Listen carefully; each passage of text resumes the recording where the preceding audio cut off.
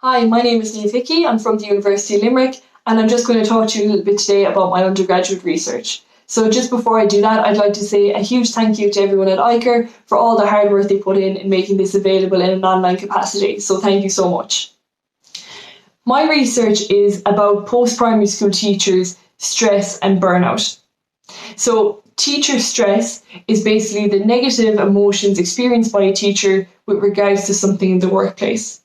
This is a precursor of teacher burnout, which is based on depersonalization, emotional exhaustion, and a feeling of a lack of accomplishment. This in turn can lead to teacher attrition and teacher turnover, which has negative implications for the individual as well as the whole school community. So teacher attrition due to stress and burnout experienced by teachers is a significant problem.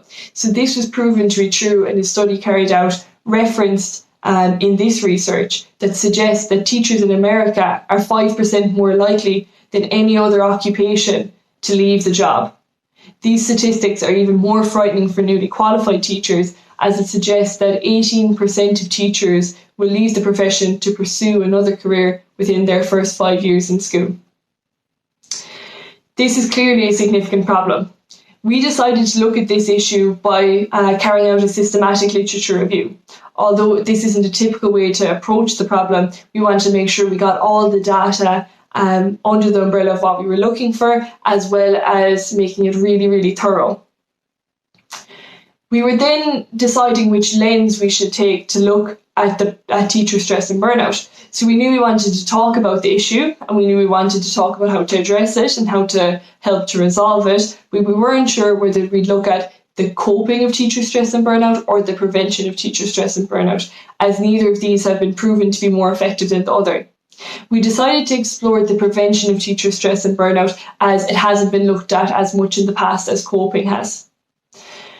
The thematic analysis in this resulted in several intrinsic and several extrinsic factors relating to the prevention of stress and burnout in post-primary schools. The intrinsic factors were teacher perceptions, teacher resilience, teacher self-efficacy, and peer support.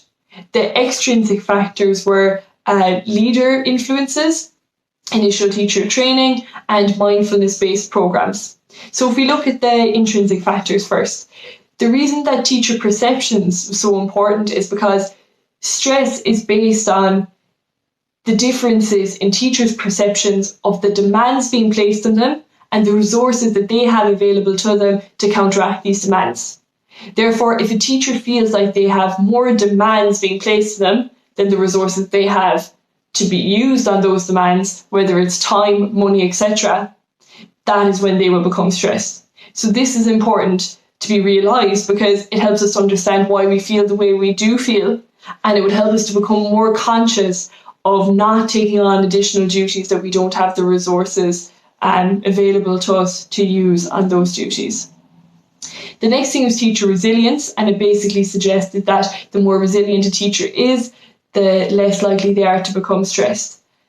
This is very similar to the effects of teacher self-efficacy, which again show the higher levels of self-efficacy a teacher has, the less likely they are to become stressed and in turn burnt out.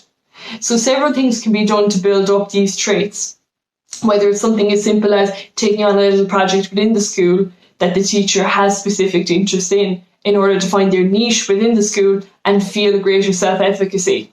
Everything like that will help to reduce teacher stress and burnout. The next factor is peer support. This is important because it was found that individuals are more likely to discuss personal issues with their loved ones at home. It would, in fact, if it's a work-related issue, be more productive to discuss it with their peers, because their peers are going to be more empathetic, they understand the issues more, they understand the environment in the workplace, and will be able to offer support and guidance that someone external to the job just might not be able to do. Moving on to the external factors, the first one is leader influences. And this is important because leaders are generally in charge of delegating duties and jobs to individuals. If leaders can understand this demand-resource balance, they will ensure that teachers are not being given too many jobs that they don't have the resources available to them, or they can give them more resources in order to be able to deal with the issues that they are being presented with.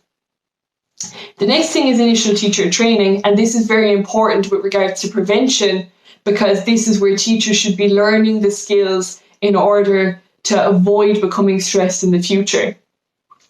One issue that did come up with regards to initial teacher training and stress was the discrepancy between what the teachers were expecting school life to be like and what it actually was like. So initial teacher training was focusing on education in general instead of looking at the day-to-day life in schools, which left teachers kind of confused about what it was exactly that they were going into. So this discrepancy again leads to stress and burnout. So it's something that initial teacher training programs need to look at and focus in on. The last factor then was mindfulness-based programs. So this basically involves focusing on the here and now, this exact moment, with an accepting lens. So it allows the time and space for teachers to kind of focus in on something without thinking about all the other issues that are going on in their lives. And it really helps to reduce stress and in turn burnout. The conclusion that we came to is that all of these factors can both contribute to teacher stress and burnout if they're used in the wrong way, or if they're turned around, they can be used to prevent this exact stress and burnout from occurring. We conclude that what needs to kind of happen now is greater research in the difference between the coping of teacher stress and burnout in post-primary schools and the prevention of it. If we could find out which one of the two of these is more effective, as I was saying at the start, we are currently unaware of that. We still are unaware of it, but what we can say is this is all that is known about the prevention of teacher stress and burnout. But if we could apply that knowledge and compare the two of them, figure out which one is more effective and follow that route, it would help us to target the problem of teacher stress and burnout more effectively and help to reduce it in post-primary schools. So thank you so much for listening.